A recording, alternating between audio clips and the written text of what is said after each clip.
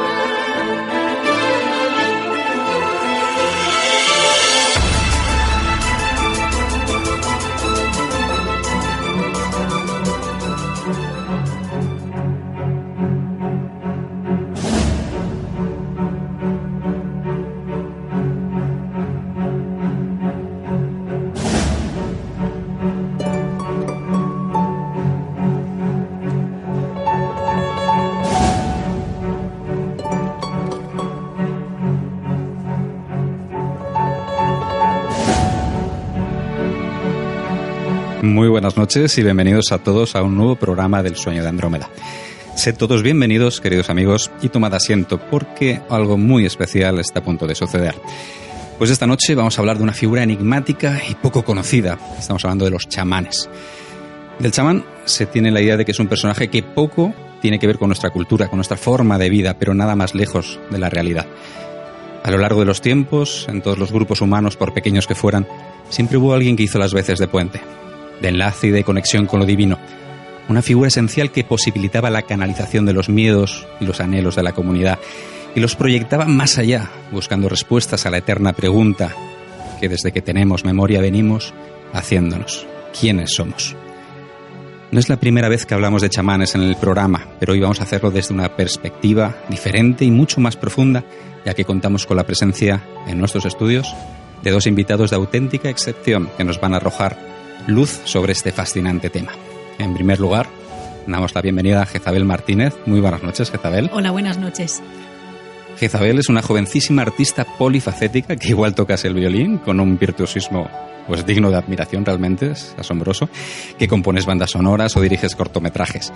Es una rara avis, como te ha definido Sagra, nuestra compañera, sobre todo por lo jovencísima que eres y por la trayectoria tan prolífica que tienes. Además, acabas de sacar a la luz tu último CD llamado Geometría Sagrada, en inglés Sacred Geometry, del que dentro de muy poquito pues nos vamos a adentrar, ¿verdad? Y seguro nos vamos a sorprender. A su lado está sentado alguien a quien admiramos y apreciamos profundamente, nada más y nada menos que a don José Luis Cardero López. Muy buenas noches, José Luis. Buenas noches. Estamos encantados de que estés aquí con nosotros, acompañándonos en una noche, una grabación pues tan singular y tan especial como la que estamos ahora mismo ya lanzando. Por su parte, y para aquellos que aún no te conozcan, José Luis, pues bueno, decir, aunque luego te presentaremos oportunamente, que eres doctor en Ciencias Políticas y Sociología. Estás especializado en antropología social y también eres escritor, y tu obra refleja una inquietud propia por temas como la mitología, los símbolos o la hermenéutica antropológica. Estás especializado en el conocimiento de los chamanes y bueno, nos vas a ampliar conocimiento sobre esa figura ancestral esta noche. Muchísimas gracias a ambos por estar esta noche acompañándonos. Pero un programa así requiere de un equipo de colaboradores en consonancia y también singular y preparado. Y para esta ocasión, detrás de nuestros micrófonos están, por orden, Sagra Casas, Fer Jiménez, Rafa Marín, perfectamente secundados por nuestros compañeros de dramatizaciones, John Fúnez, María José Pizarro y Lidia Díaz. Muy buenas noches a todos, compañeros, ¿cómo estáis? Buenas noches. Buenas noches, compañeros. Buenas noches. Vamos a arrancar este programa que yo creo que va a ser único. Perfecto. Bueno, aquí sí quería destacar que el trabajazo lo habéis pegado ambos. Sagra Fer Sagra y sobre todo especialmente Sagra, ¿verdad? Que se ha metido una currada tremenda para que hoy podamos estar aquí reunidos los 9, concretamente, que estamos ahora mismo en el estudio. Bueno, ¿Qué decir de este esfuerzo que por fin está hecho realidad, que lo tenemos aquí sobre la mesa, nunca mejor dicho, Sagra? ¿Qué pasa por tu cabeza? Pues que vamos a disfrutarlo, por favor, porque es un lujazo tener a personas así, a compañeros así, y poder compartir un rato, espacio-tiempo como este, en el que todos vamos a aprender y del que todos seguro vamos a disfrutar. Fenomenal, pues vamos allá.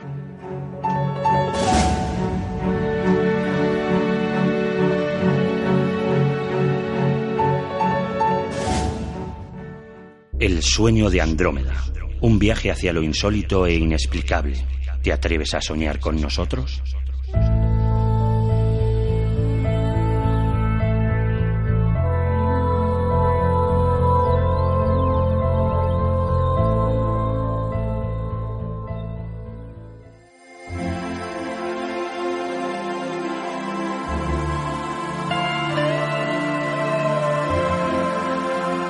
Vamos a comenzar este singular viaje, Jezabel, pues hablando contigo. Y antes de meternos en faena, si te parece bien, pues vamos a escuchar un audio, un corte que nos han grabado nuestros compañeros de Dramatizaciones sobre tu biografía. Y bueno, así los oyentes te pueden conocer mucho mejor. ¿Te parece? Me parece. Pues vamos allá.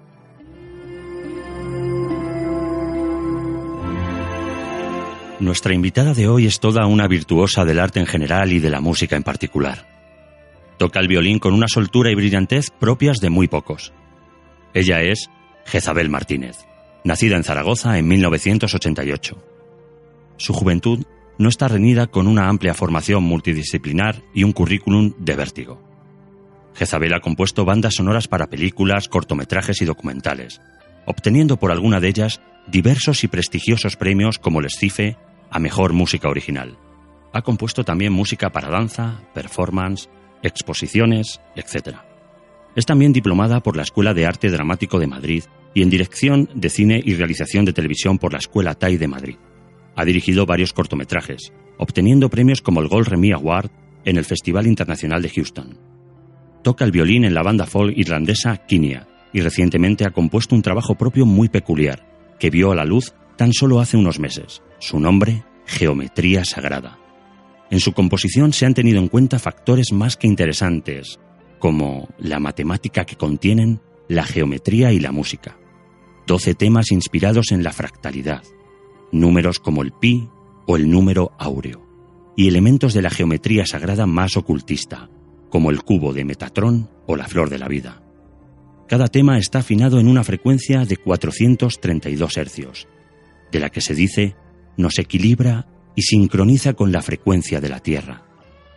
En un trabajo tan especial, el orden de los temas no es cosa del azar, ya que también aquí las matemáticas juegan un papel clave, siguiendo la estructura de un concierto clásico en 3 movimientos.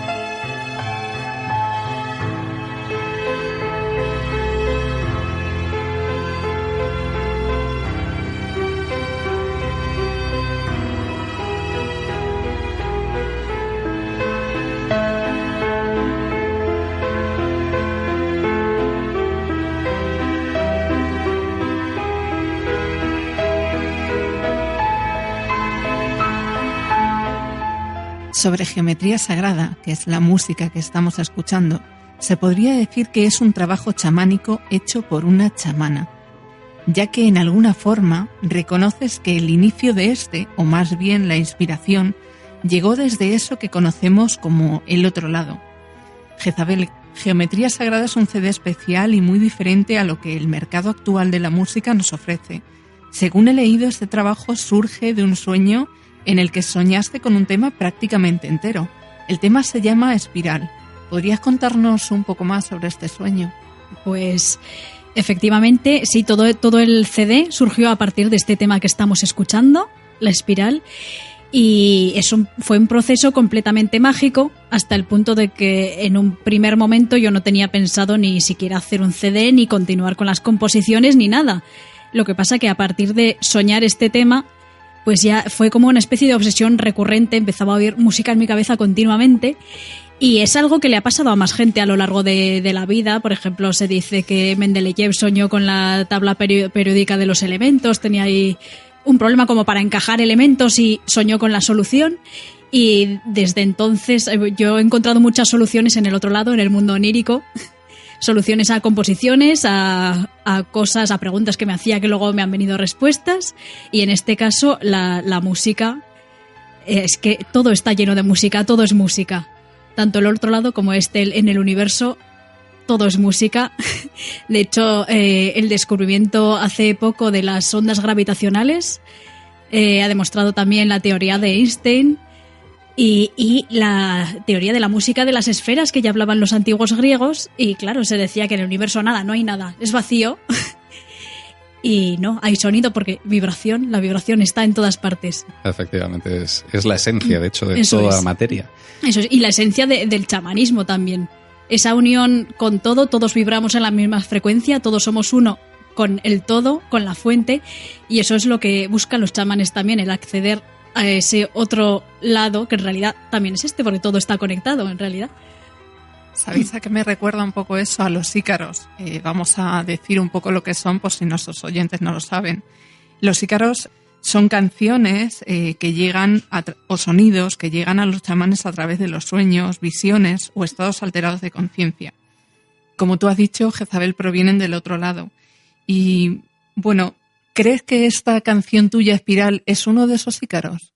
A ver, si tú la escuchas en apariencia, no, porque los ícaros tienen otra estructura.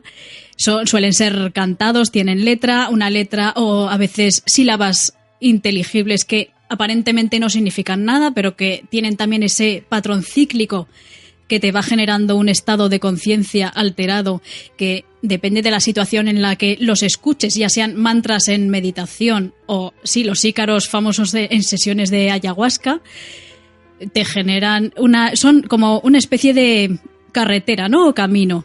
Es un puente, tú te agarras a ese camino, te lleva hacia arriba, hacia el otro lado. Y sí, esta música, como podéis escuchar, es de estilo minimalista en apariencia, que me ha hecho mucha gracia la introducción que has puesto de Wim Mertens, porque también es un compositor de estilo minimalista. Pero este disco va mucho más allá porque tiene esa parte chamánica que solo está para quien la sepa escuchar, ¿sabes? Tiene muchísimas lecturas. Y hay mucho patrón de ícaro, aunque sea sin voz, sin letra, porque es todo instrumental. Mucha música basada en el sufismo, porque también es chamanismo, es a través del movimiento que se genera, que tiene mucho que ver con la espiral que escuchamos ahora, el giro de los sufíes que imitan el movimiento de los planetas. Se genera también un estado alterado de conciencia que te hace conectar pues con el otro lado, la divinidad, la conexión con la fuente, que podemos llamarlo de muchas formas. Pero en esencia es lo mismo. Pues vamos a escuchar unos segundos con calma. Vamos a ver si descubrimos ese otro lado o esas otras facetas que hay detrás de lo aparente, como se suele decir. Vamos a empezar a quitar un poquito esos velos, a ver si conseguimos acercarnos un poquito a la esencia de tu música.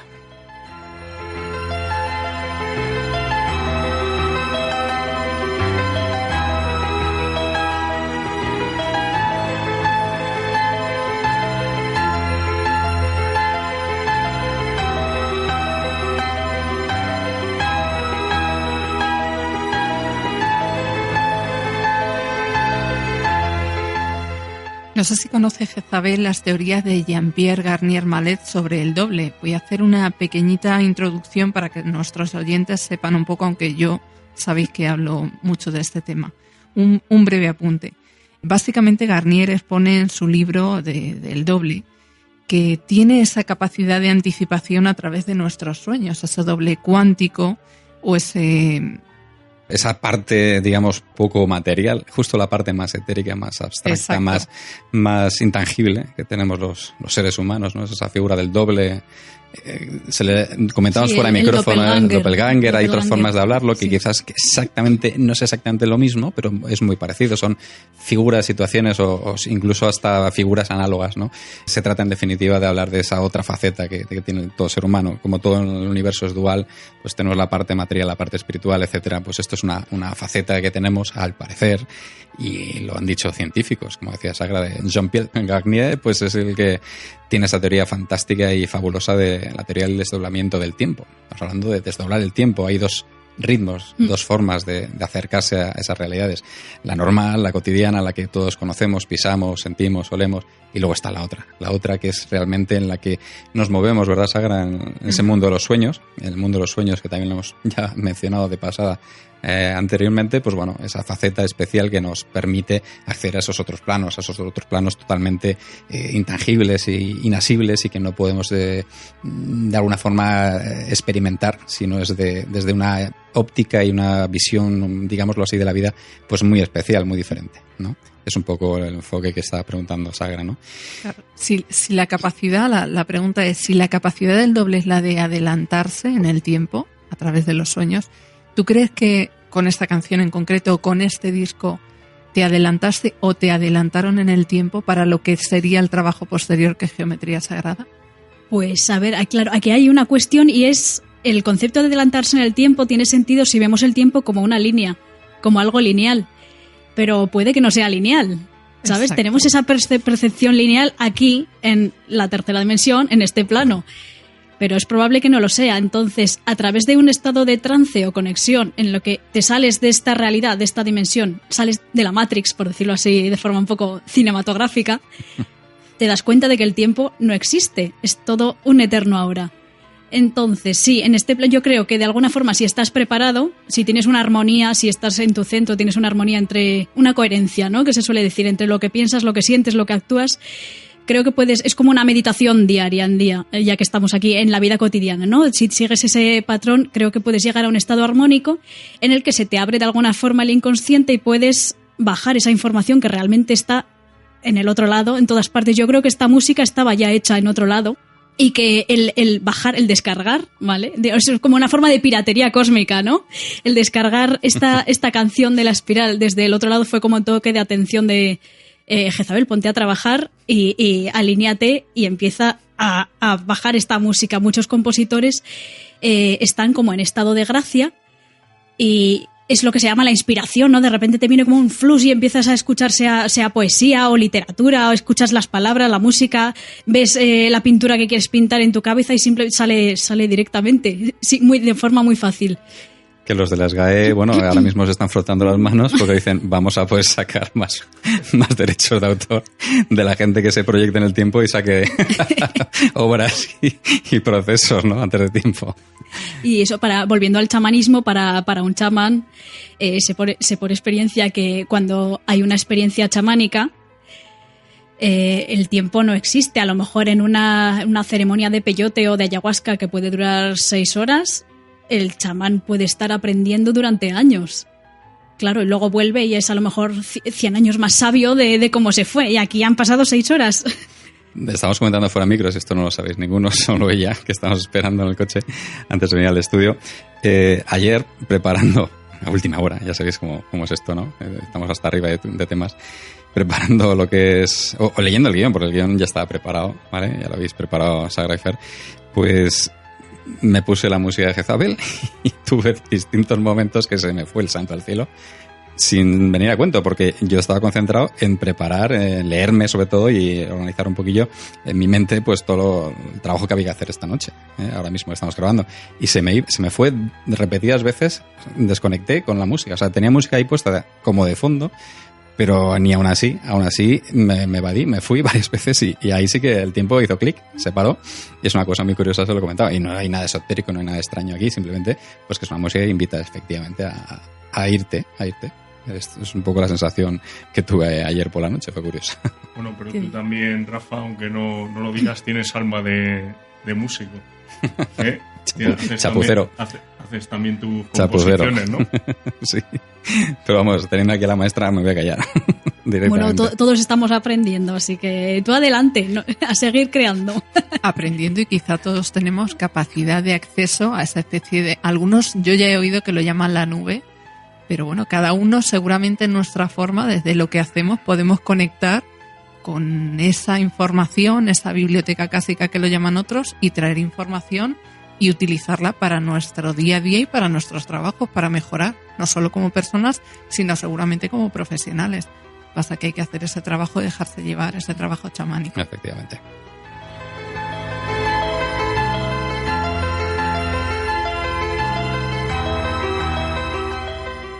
En geometría sagrada, Jezabel, has utilizado una estructura de ritmo cíclica, la misma que desde los orígenes han usado los chamanes para llegar al trance. Así que entiendo, como ya hemos apuntado antes, que es un trabajo chamánico con todo lo que ello implica.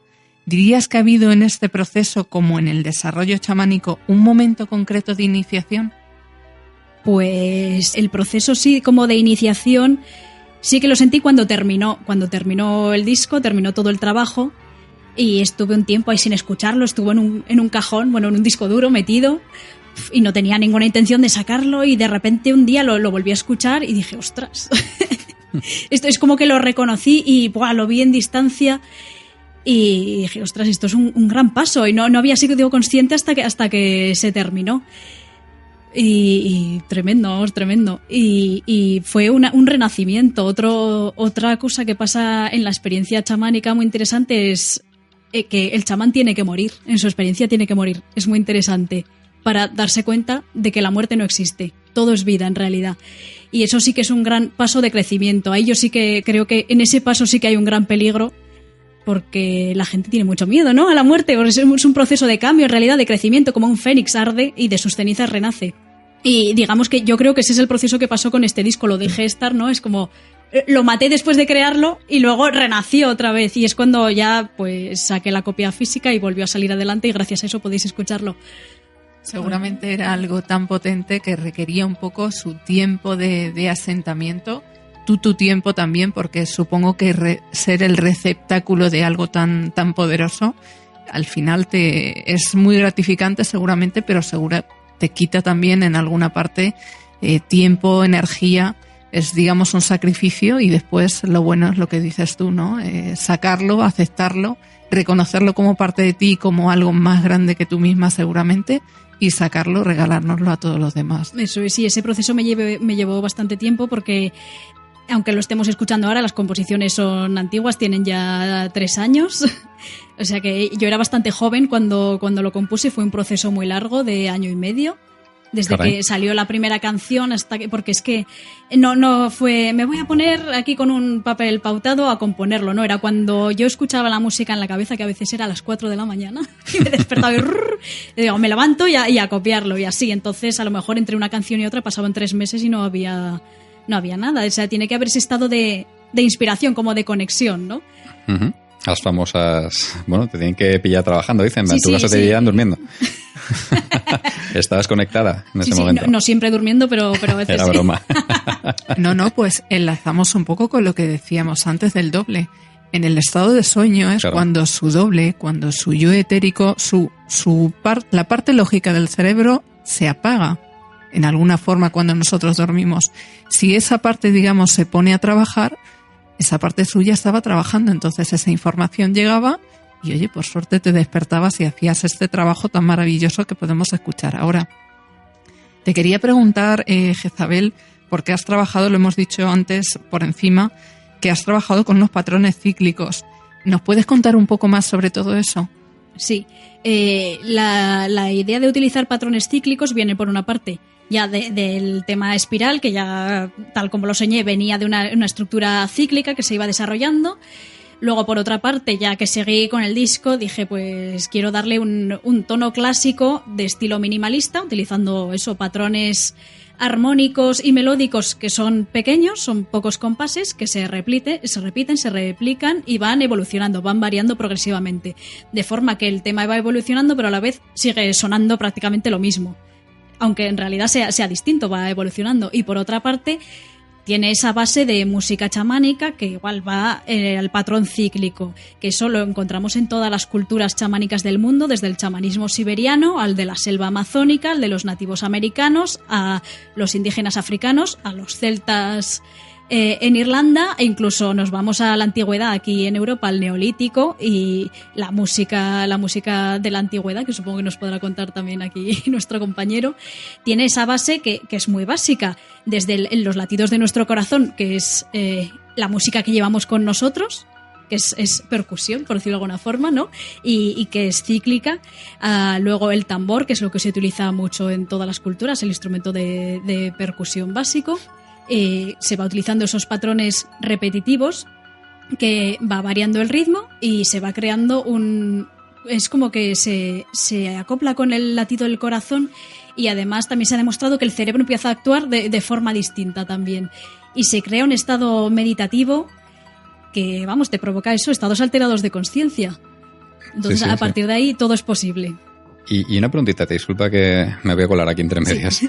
Esto que se ha hablado, supongo que lo habrás estudiado o investigado, o al menos lo conocerás, el tema de la resonancia Schumann, lo que es la vibración de la Tierra, entre comillas, como gran cuerpo magnético tiene su campo magnético alrededor y tiene una vibración personal y que también se va modificando y evolucionando, y con la que en teoría estamos todos más o menos conectados y en esa resonancia que comentabas.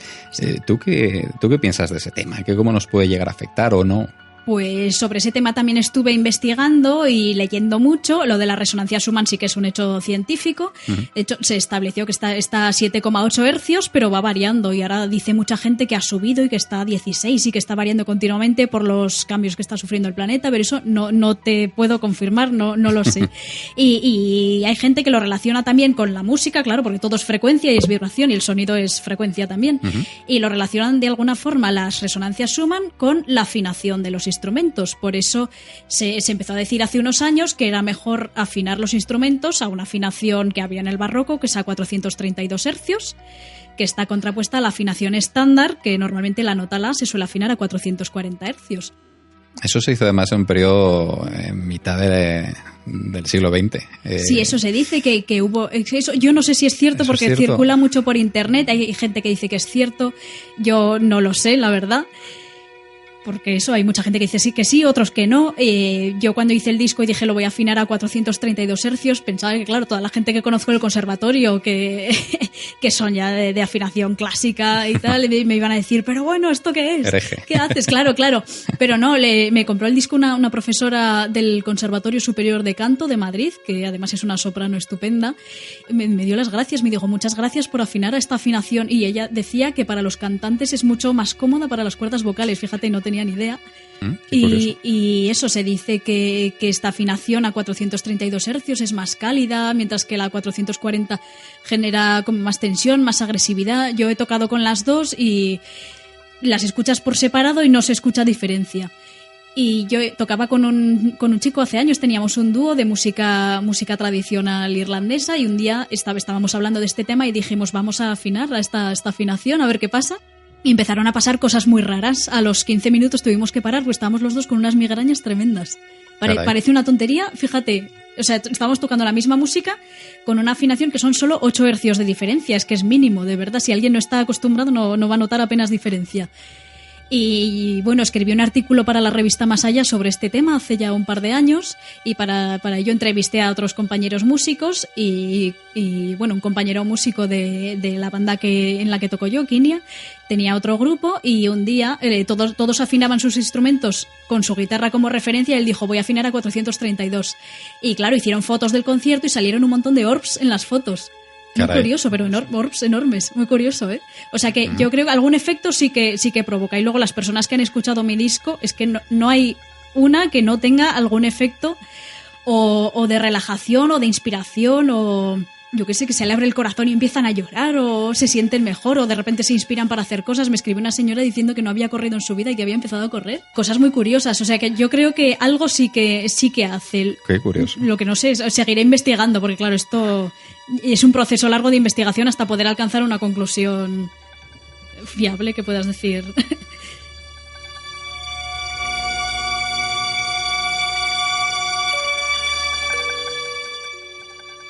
Estamos hablando de geometría, Jezabel, y bueno, pues te quería preguntar, la geometría puede encontrarse en la música, pero también se encuentra en los sitios físicos.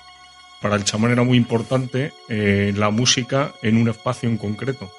Podrían ser dólmenes o otro tipo de edificaciones. No sé si has tenido la oportunidad de tocar tu música en alguno de estos lugares, o si te gustaría, y decirme un poco también qué crees tú que sentiría ese chamán en este tipo de espacios. Pues la verdad es que el chamanismo me encanta y el viajar a este tipo de sitios también. Y de hecho estuve hace unos años en Carnac, en Francia, me estuve paseando por los dólmenes. Lo que pasa que no llevé ningún instrumento porque el viaje era muy largo. Y estuve también en varios, en aquella zona hay muchísimos monumentos megalíticos que... Es curioso, se dice que son tumbas, pero no se había encontrado ninguna tumba, o sea, ningún resto humano en ninguno. Y luego estuve también en Antequera, un sitio maravilloso que tenemos aquí en Andalucía, con unos monumentos megalíticos tremendos, en los que ahí sí que tuve una experiencia muy interesante.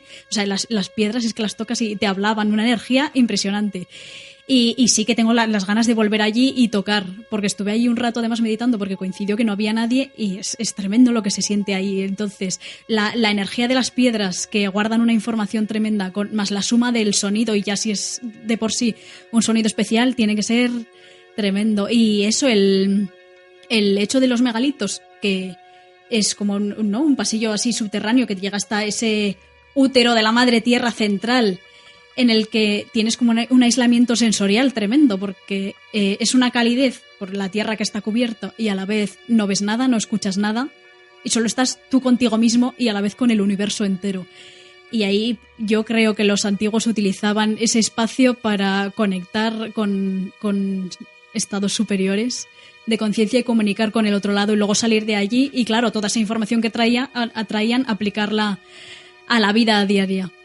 Veníamos hablando en el coche con José Luis precisamente de Carnac.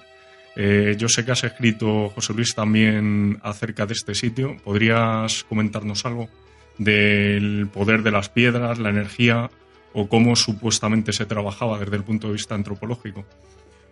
Sí, bueno, Carnac es un monumento absolutamente inexplicable desde nuestro punto de vista. Son montones de hileras de piedras que se extienden durante kilómetros y kilómetros y que se pierden en el mar, de repente. Hay algunos lugares en los que yo estuve investigando particularmente, como por ejemplo Kermario, que es una parte de estos yacimientos de menhires, en donde los menhires no solamente adoptan filas, sino que reproducen figuras circulares. Figuras ovaladas, es decir, es como si allí se hubiese producido una mezcla de varios maestros que hubiesen dicho, bueno, pues ahora hacerlos así, ahora hacerlos así. El problema de todo esto, pienso yo, es lo siguiente. Es decir, los chamanes en la antigüedad, cuando se levantaron estos monumentos hace 6.000 o 7.000 años, sabían perfectamente lo que estaban haciendo. Son unos monumentos hechos de una piedra especial. De hecho, el material que compone los megalitos es el silicio. Es decir, que cada uno de esos megalitos podría ser considerado como una especie de almacén inmenso de información a la cual nosotros no podemos llegar porque no tenemos los medios para ir. Entonces, a mí me contó una señora una señora muy mayor con la que yo estuve hablando, que esos megalitos en la antigüedad cantaban. Cantaban ellos y hacían cantar a la madre tierra. Entonces se ponían en esas alineaciones y en esas filas precisamente para que en un momento o en otro la facilidad de la tierra fuese mayor para cantar. Entonces, ¿cómo se hacían cantar? Pues sencillamente se hacían cantar, el chamán enseñaba a sus discípulos una canción que era la canción sagrada. Esa canción no se podía transmitir a nadie. La tenían que conocer únicamente ellos. Entonces iban ellos por la noche, preferentemente en una noche estrellada de las que abundan allí, en donde se ve la Vía Láctea, justamente por encima de toda esa enorme cadena de megalitos, y se ponían a golpear el chico y la chica, porque normalmente iban un chico y una chica, no iban dos chicos o dos chicas. No sé por qué razón iban uno de cada sexo, ¿no? O de cada género. Entonces se ponían a golpear con unos mazos que llevaban y a cantar su canción sagrada. Entonces estaban así horas. Vosotros imaginaros el esfuerzo terrible que podría suponer eso, pero eso era una prueba iniciática para ellos, ¿no? Entonces ellos empezaban a conseguir que la tierra comenzase a soltar su boom, ¿no? Empezaban a oírse un boom, boom, boom, boom. Es decir, la tierra, toda esa inmensa masa de tierra que había allí, se canalizaba a través de los megalitos, de las piedras, ¿no? Y entonces la vieja chamana o el viejo chamán en la aldea decía, ya están a punto de pasar a la tierra de los muertos. Porque eso era una prueba para que los dos que estaban haciendo esa operación pudieran atravesar el umbral con ese sonido de la tierra, que la tierra les permitiera atravesar el umbral y pasar al otro lado. Y regresar, que eso era lo más importante. Porque pasar al otro lado, pues más tarde, más temprano tendremos que pasar todos. Pero el problema está en pasar al otro lado y regresar. Es decir, dominar el mecanismo de paso de este mundo hacia el otro mundo, ¿no? A través de esa vibración profunda que se producía ahí. Ya os contaré cómo hacían los chamanes en el interior de las cuevas. Tremendo el enfoque. Además estaba pensando, fíjate qué cosa más absurda, pero según te estaba escuchando, José Luis, esa resonancia que había de fondo, que es la que permitía ese ambiente idóneo y propicio para poder cruzar el umbral, es el que cuando los que hacemos experimentación de campo de tipo psicofónico, usamos también esa base de ruido para poder entablar contacto. Es curiosísimo, pero es el mismo procedimiento con aparatos electrónicos o con aparatos megalíticos. Sí. Curioso. Sí. Bueno, aquí lo que se trataba era de definir un poco... Bueno, yo sé que Johannes Brahms y Beethoven conocían esto. Es decir, de hecho, Brahms en sus Klavierkonzert, en los conciertos para piano número 1 y número 2, uno dedicado a Clara Schumann y el otro dedicado también a Clara Schumann, uno escrito cuando él era muy joven y el otro escrito ya cuando era mayor, están los dos dedicados a Clara. En el Klavierkonzert, en el concierto para piano número 2, en el tercer movimiento hay un diálogo absolutamente maravilloso entre el piano y el violonchelo.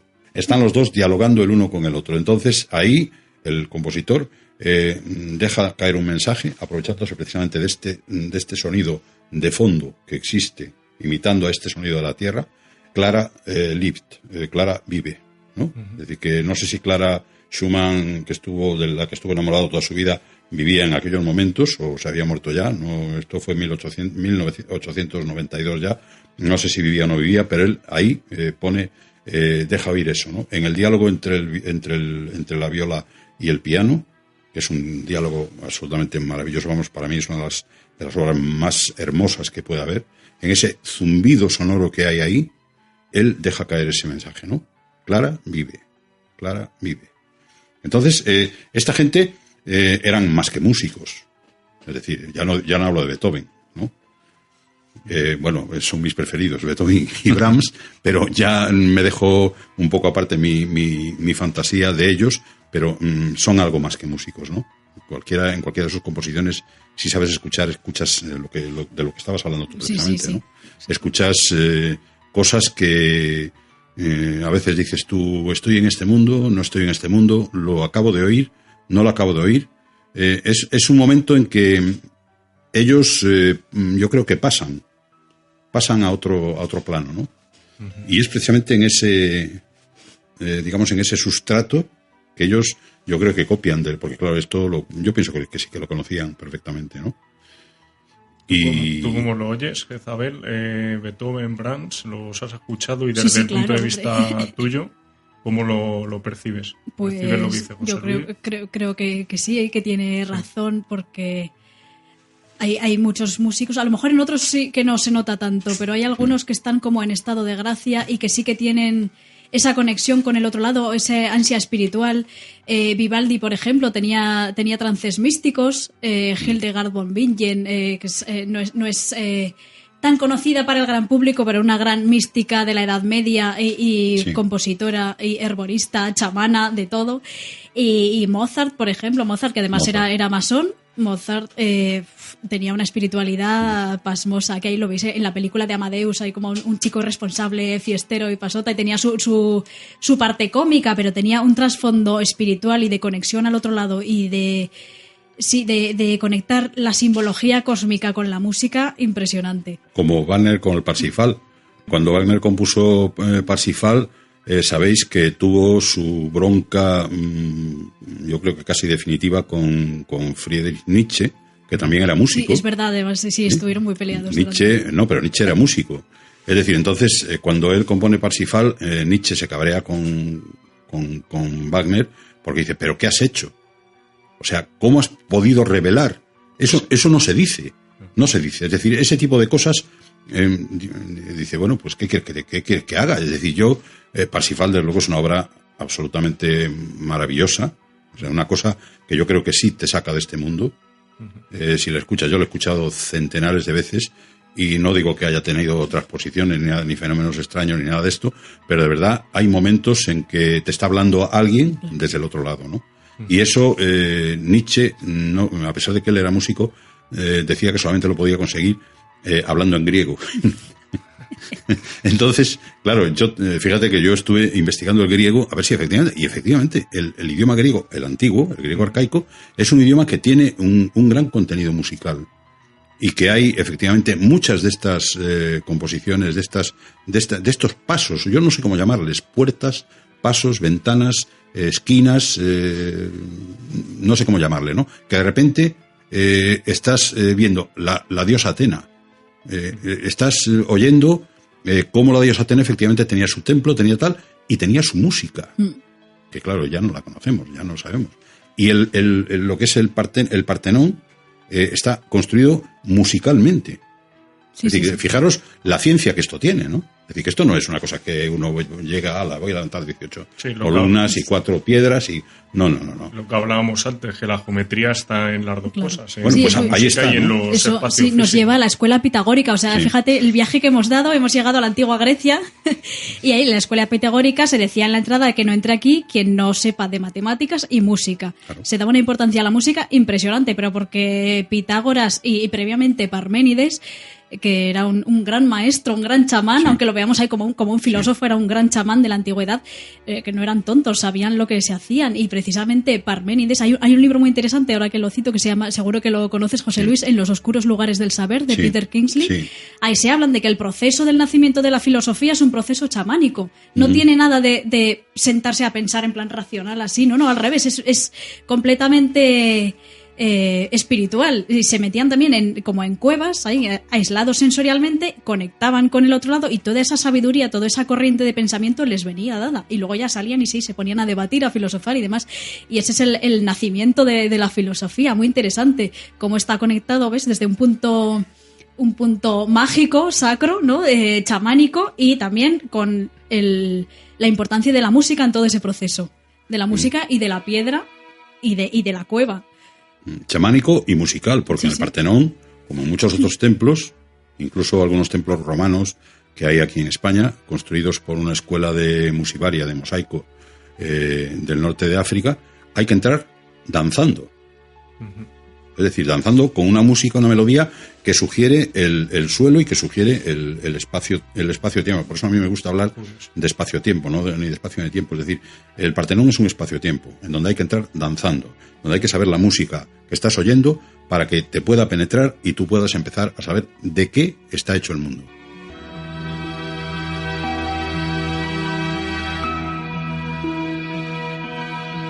Quiero compartiros ahora un curioso titular que dice: un equipo de microbiólogos y músicos tradujo al lenguaje musical la secuencia de unidades de diversos genes de hongos, bacterias y seres humanos para crear composiciones musicales. El resultado es un hermoso acercamiento a la genética de la música. ¿Qué pensáis sobre esto? Y sobre todo a ti, Jezabel, que eres la que controla de música, ¿te gustaría hacer algo parecido en un futuro? Pues de hecho mi siguiente proyecto tiene un poco de eso, así que sí, lo que pasa es que claro, me está costando, va a llevar algo de tiempo. Y sí, es que todo es convertible a la música, porque son patrones, es un código. Entonces todo se puede codificar y transformar en otro lenguaje, todo se puede hacer música. Nosotros tenemos cada uno nuestra melodía y somos música. Wow. También ahora mismo me está viendo conexión con lo que sea. La música también puede permitir entrar en otros niveles no deseables, en otras vibraciones, en otros planos, también acercarnos a ese otro mundo. que también tiene su faceta oscura, su lado dual, y su faceta oscura, claro, que es sí, densa, densa a veces como la noche oscura del alma. Eso es, pero es que también hay música tiene densa. Su peligro también. También hay música densa que, bueno, la que se puede escuchar habitualmente. La del telediario, telenoticias y similares. De eso podemos hablar. Sí, es muy interesante ese claro, enfoque. Entonces, lo que se puede conseguir con la música es muy potente, porque eso te puede llevar a estados alterados de conciencia, te puede sanar, te puede inspirar, te puede alegrar, te puede entristecer, te puede generar agresividad, violencia, que son estados primarios, comportamientos primarios. Entonces sí, como todo se puede utilizar o para bien o para mal, como todo. Y además yo creo que se podría decir que es una herramienta o incluso un arma muy potente. Estaba pensando precisamente ¿verdad? en el arma de los ultrasonidos y otro tipo de vibraciones subsónicas que también se están empezando desde, bueno, ya llevan unos años probándolo. Me da mucho miedo eso, ese tipo de armas. Estamos empezando a conocer, a tener conocimiento. Tremendamente. A mí me parece peligrosísimo que tú no estés escuchando, pero estés sintiendo miedo, estés sintiendo una ansiedad de repente y no sabes por qué. Incluso se está hablando ya los conspiranoicos que sí, a través de las frecuencias de los televisores, las radios, pues están metiendo frecuencias que tú no son audibles, pero sí son perceptibles, sí. Por debajo del umbral de la audición, y te están metiendo una onda ahí pues totalmente subsónica que no estás escuchando y te está generando a nivel colectivo, a nivel sociológico, a nivel de grupo humano, pues te está generando cierto tipo de estímulo, ¿no? Y una reacción también, ¿no? Ahí ya se puede divagar mucho por ahí, entonces tampoco quiero que nos vayamos por ahí, efectivamente. Bueno, muy probablemente desconocemos datos como este. La escala maya presenta rangos entre las 12 notas tradicionales de la escala occidental, y hay un estudio que descubrió que algunas flautas pueden alcanzar hasta 600 rangos, lo que demuestra una asombrosa complejidad de la técnica musical maya. Esto vendría a demostrar que somos grandes desconocedores de muchas otras opciones sobre el sonido y el universo musical, ¿verdad, Jezabel? Sí. Como vivimos una realidad fractal, ¿no? Que todo se puede ampliar y también se puede reducir hacia el infinito y ese patrón sigue, en la música es lo mismo. Aquí en la música occidental tenemos lo que son los 12 semitonos, ¿no? De la escala diatónica, que es justo lo que acabas de decir. Pero existe más, o sea, tú haces zoom y en la música oriental, por ejemplo, tenemos los cuartos de tono, que es a una distancia todavía más pequeña, y lo que has dicho tú de los mayas, entonces ya son diferencias imperceptibles, porque ya una distancia de medio tono es muy pequeña, imagínate de un cuarto de tono y ya si divides la escala cromática en 600 partes, ¿me has dicho? Es que es tremendo, fíjate, es que eso es mínimo. Pero claro, cada uno tiene su diferencia, su efecto, y la combinación de sonidos ya para crear acordes es ya un cóctel de frecuencias. Según el acorde te crea un estado distinto, si es un acorde mayor o menor, si ya le pones séptima, es que lo que te hace sentir cambia completamente. Entonces las combinaciones son infinitas. Pues, Jezabel, eres una maga del sonido. Lo tenemos aquí apuntado, pero es que es realmente así, porque el mago o la maga tiene acceso a otras realidades y tiene unos conocimientos también amplios y diversos, como tú ahora mismo en la casi hora que llevamos charlando, pues bueno, nos has demostrado fehacientemente, ¿no? En la recta final del programa volveremos a estar contigo. Nos tienes guardada una sorpresa para todos nosotros y obviamente para nuestros oyentes. No vamos a destriparla, como se puede imaginar nuestros amigos oyentes, pero sí les animamos a que se esperen porque todavía tenemos que hablar con José Luis y obviamente luego está la sorpresa que nos has traído. ¿Permites una intervención? Rafa, sí, por supuesto. Quisiera agradecerte que hayas citado a Hildegarda de Bingen, porque es un personaje que a mí me ha entusiasmado siempre. Yo lo conocí trabajando el tema de los cátaros. Ella era coetánea, como su amiga, otra monja, Isabel de Sonau, y eran muy anticátara las dos, y a través de ello empecé a vivir su biografía, y era una mujer que enlazaba con el otro plano todas las mañanas 6 veces, como diría el castizo. O sea, es un personaje tremendo, y en un mundo en que las mujeres, con buen criterio y con mucha justicia, pretendéis defender vuestro papel, son personas indescriptibles, una Teresa de Ávila, una Hildegarda de Bingen, Catalina de Siena, por entrar en nuestra esfera, digamos, judio-cristiana, vamos, no irnos ya a otras que a lo mejor las desconocemos, pero te agradezco esa cita. que además Hildegard era una gran botánica, o sea, podríamos decir que era un alquimista, un alquimista que combinaba todo eso, la música, sabía de feminidad muchísimo, tiene un tratado sobre el clítoris femenino, o sea, un autoconocimiento. Una abadesa, ¿eh? Estamos hablando de una abadesa. Era muy moderna para su época, así la tenían enfilada. Autora de uno de los repertorios de música medieval 78 más obras extenso. tiene increíble. esta señora. Además, sus composiciones son tremendas. En YouTube hay muchísimas y si podéis escucharlas os las recomiendo porque son mágicas, tremendas. Ella decía que su primera visión la tuvo a los 3 años, con una luz indescriptible que no podía describir, con 3 años. Fue dedicada al monacato por esas cosas de la Edad Media. Era la 10ª hija de un matrimonio, una familia acomodada, y la 10ª era como el diezmo al señor, ¿no? A pagar, entonces, sí, a pagar. Es una vida apasionante la de esa mujer, esa monja.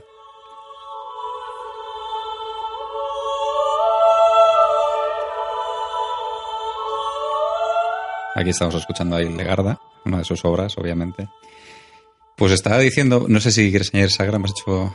No. Bueno, Cánticos del Éxtasis, no vamos a decir vale, más. Pues entonces, que es un chamán, técnico del éxtasis. Efectivamente, ese es el proceso. Pero no queríamos dejar de preguntar de forma de contacto para que nuestros oyentes, primero, el disco, que lo compren, porque es que es más que recomendable. Vuestros conciertos, Kinia, tus proyectos, ese que nos has desvelado. No sé si quieres explicarnos un poquito en qué consiste. Todavía no. Perfecto. Pero aquí queremos que nos lo cuentes cuando sea ya contable, ¿vale? ¿Qué forma de contacto tiene y cómo te pueden localizar en las redes? Pues podéis encontrarme a través de Facebook. Mi página se llama Jezabel Martínez. Y luego mi página web es www.jezabelmartinez.com.es. Luego tengo canal de YouTube, que es Jezabel Martínez, que ahí cuelgo composiciones, se pueden escuchar muestras de todos los temas del disco. Y se puede escuchar el CD y se puede descargar online en CD Baby. Y luego para encargar vuestra copia física, que viene con sorpresas, como no podría ser de otra forma, pues a través de mi email me podéis escribir, que es jezabelmf@gmail.com, o del formulario de contacto de mi web, o a través de la página de Facebook. Y bueno, como decía, el CD físico viene con un tema extra, que es el tema número 13. Y ya de por sí el disco tiene sus mensajes ocultos, sus códigos ocultos, ningún tema está puesto al azar, hay relaciones numéricas entre el orden de las canciones. Está pensado también para que la gente, aparte de disfrutar y meditar y que le sugiera la música, lo que sea, investigue posteriormente y que siga creciendo mientras crece también el disco. Entonces, si encuentran los patrones ocultos que hay en la música y en el orden de las canciones, me pueden escribir y de recompensa recibirán más música gratis. Toma ya. Sí.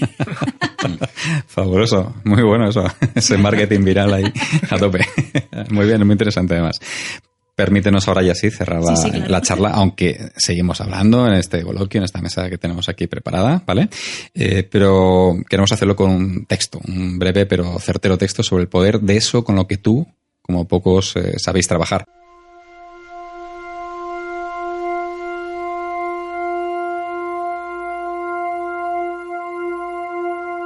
Cuando logramos liberarnos del predominio del mundo visual analítico y lo reemplazamos por la intuición y la sensación, comenzamos a descubrir nuevamente la verdadera afinación del mundo y la exquisita armonía de todas sus voces. Así encontraremos el centro. Entonces, todo el cuerpo se convertirá en oído y todos los sonidos vendrán a ti, los conocidos y los desconocidos, los dulces, los tristes y los urgentes. Murray Schafer.